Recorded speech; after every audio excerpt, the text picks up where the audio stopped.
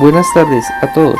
El día de hoy les presentaremos este producto creativo de la investigación que hace referencia a cómo los niños han sido víctimas de la violencia por parte de los diferentes grupos armados, legales e ilegales, y las secuelas que esto trae consigo a nivel familiar, físico, psicológico, pese a contar con todas las garantías frente al Estado y las instituciones que buscan la reparación integral en general a la totalidad de sus derechos, como cuidado y custodia, educación, salud, desarrollo integral de su primera infancia, entre otros. Se supone que las Fuerzas Armadas tienen como objetivo la protección de la población. Sin embargo, se han presentado casos donde las políticas donde se incluyan a los niños como sujetos de derecho se ven manifestada en diferentes manifestaciones de violencia en su contra: violencia sociopolítica, violencia intrafamiliar, delitos sexuales y explotación laboral, entre otros.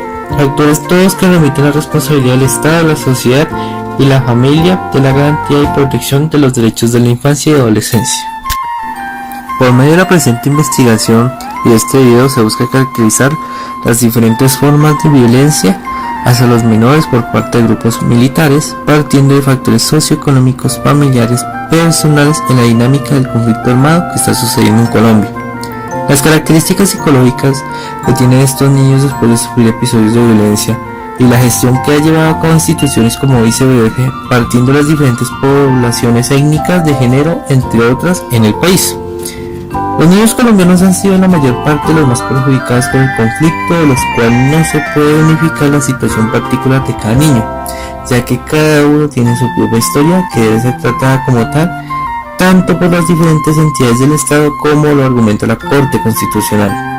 A nivel internacional, Colombia se ha acogido a diversos tratados que protegen a los niños y niñas de cualquier tipo de violación de sus derechos fundamentales. Sin embargo, las estadísticas no son alentadoras respecto a la cantidad de menores dentro del conflicto, y desplazamientos son más del 50%. Teniendo en cuenta por qué son ellos los más afectados, es pertinente citar esos riesgos a los cuales han sido expuestos. Número 1. De ser víctimas de crímenes individuales y deliberadamente cometidos contra su vida e integridad personal por los actores armados. Número 2. De reclutamiento forzado por los grupos armados ilegales. Número 3. De ser víctimas inusitadamente frecuentes de minas antipersonales y material bélico sin explotar. Número 4. De ser incorporados a los comercios ilícitos que soportan a los grupos armados ilegales. Número 5. De ser víctimas de los alarmantes patrones de violencia sexual contra niñas y adolescentes y también contra niños. Número 6. De soportar las estrategias de control social de los subgrupos armados ilegales que operan en amplias zonas del país. Tal como lo cuenta el documento base de la investigación, alrededor de este tipo de prácticas en contra de los niños, el reclutamiento se ha venido dando como justificación que los niños acuden de manera voluntaria a estos grupos, pero no se tiene en cuenta que, según la Defensoría del Pueblo, existen factores de índole social, familiar, económico, cultural y afectiva que inciden como factores de vulnerabilidad para el reclutamiento de niños y niñas y adolescentes por parte de los grupos armados ilegales. Los contextos de privación económica, la falta de acceso a servicios de educación, salud, bienestar y recreación, así como la carencia de redes afectivas y de protección, entre otras condiciones de vulnerabilidad, influyen de manera determinante en el ingreso de esta población a las filas de los grupos ilegales o al margen de la ley. Ley 833 del año 2003. Mediante esta ley se emiten las condiciones para la participación de los niños dentro del conflicto armado, donde se reconoce un problema social que afecta a la humanidad, como lo es la guerra, ya que la mayoría de veces son blanco de los ataques a aquellos lugares donde estudian o donde se recrean. Lo que se busca es aunar los esfuerzos para erradicar este tipo de prácticas y la responsabilidad de quienes reclutan, adiestran y utilizan niños de este modo. Asimismo, se establecen cuándo se pueden vincular a la fuerza pública una persona con plena información de sus garantías constitucionales. Lo que se ha ratificado con esta ley es la protección de los niños ante la guerra. Son muchas las normas que a nivel nacional protegen a los niños en diferentes ámbitos de su desarrollo. Se destaca el artículo 44, que establece expresamente que los niños serán protegidos contra toda forma de secuestro y venta y abuso sexual. Los niños pueden ser muy útiles para los grupos armados, son más obedientes y más fáciles de manipular que los adultos, y dependiendo de su edad, menos conscientes del peligro que corren. En algunos casos se obliga a los niños a cometer atrocidades y delitos de lesa humanidad contra sus propias familias o comunidades, para asegurarse de su ciega obediencia y arrancarlos de sus raíces. Que se hayan convertido en verdugos no debe hacernos olvidar que son ante todo víctimas. Con lo anterior se da como resultado la forma como son vistos estos niños, pasando de ser víctimas a victimarios. Con su falta de educación también pierde oportunidades en la sociedad, quedando marcados para toda la vida. El CICR dentro del conflicto actúa como un tercero que no busca un beneficio particular o lucro, sino de colaborador con las familias, cooperando con las sociedades nacionales, ayudando a atender las necesidades físicas y psicológicas de los niños y niñas que han participado en los conflictos armados y facilitar su reinserción, como en Sierra Leona y en Liberia, por citar dos ejemplos. A nivel internacional, en los protocolos 1 y 2 adicionales a los convenios de Ginebra de 1949 se prohíbe el reclutamiento y la participación en las hostilidades de los niños menores de 15 años. Con ellos se establecen hasta qué edad pueden participar una persona, de lo contrario se considera crimen de guerra, establecido con el Estatuto de Roma también de la Corte Penal Internacional en el artículo 8, haciendo énfasis en la necesidad de la asistencia conveniente para su recuperación física, psicológica y su reinserción a la vida civil. Los niños y la detención.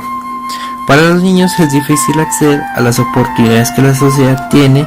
Si para una persona con toda la preparación escolar y profesional no siempre le garantiza tener éxito, mucho más lo es para un menor que carece de atención y protección específica. Tiene más posibilidad de caer en manos de delincuentes. Es totalmente inaceptable encarcelar a un niño durante años a la espera de juicio.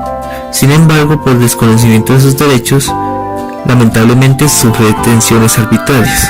Simplemente por el desconocimiento que pueden tener los padres o los mismos sufren esa clase de arbitrariedades. Lamentablemente muchos de los niños pueden nacer en un contexto carcelario y este no es un lugar apto para el desarrollo, teniendo muchísimos inconvenientes para el crecimiento correcto del menor y los brazos afectivos que pueden ejercer sus padres ante ellos.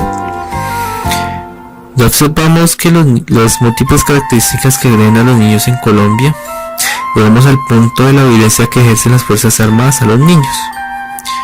La violencia intrafamiliar son las causas más incidentes dentro de este tipo de profesionales, militares, policías, por lo que ello se hace necesario tener normas, lineamientos y políticas que les permitan a los profesionales brindar planes, programas, proyectos y acciones específicas de promoción, previniendo y atendiendo a los profesionales que tienen hijos. Las corporaciones e instituciones ofrecen servicios a diferentes niveles, dando un enfoque en bienestar y fortalecimiento de las relaciones afectivas, fortaleciendo las pautas de crianza, directrices de buen trato y disciplina con amor. El establecimiento, el cual ayuda a estos profesionales ante la violencia intrafamiliar y el maltrato infantil, es la SSFM. Por medio de la promoción y de la cultura del buen trato con el respeto desde el punto de vista de los demás, se ve reflejado cómo ha cambiado el desarrollo de los menores en tanto los hijos de los policías, ya que anteriormente se mostraban características bastante altas del maltrato que sufrían los menores de edad, o sea, los hijos de los policías y profesionales militares en Colombia.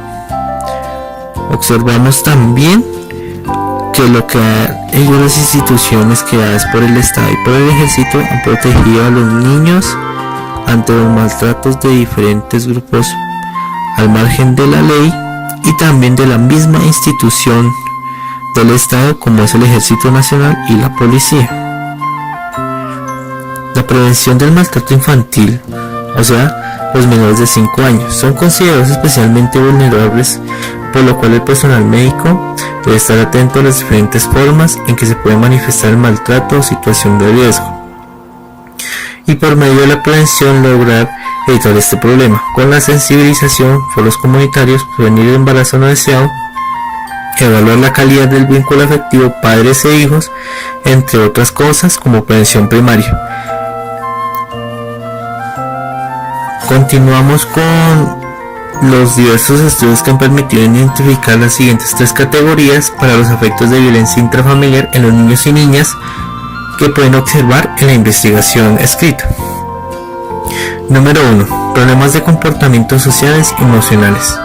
Lo que ocasiona esto son altos niveles de agresión, rabia, hostilidad, conducta oposicional y desobediencia, temor, ansiedad, desinterés, apatía, depresión y capacidad de interactuar con amigos, hermanos y otros actores sociales. En sí, baja autoestima. Número 2. Problemas cognitivos y actitudinales. Observamos que en este caso puede tener bajo desempeño intelectual y escolar, debilidad, habilidad y capacidad resolutiva de conflictos y problemas, poca tolerancia y pasividad ante actos y actitudes violentas y agresivas, rigidez y estrechez en conceptos y estereotipos de género y machismo. Número 3. Problemas a largo plazo. Lo que puede ocasionar fue más riesgo de depresión, suicidio y síntomas traumáticos y emocionales durante la adultez, tolerancia y propensión a aceptación y uso de violencia como medio de resolver conflictos y de relación con los demás. Muchas gracias por su atención, les queremos desear un muy buen día.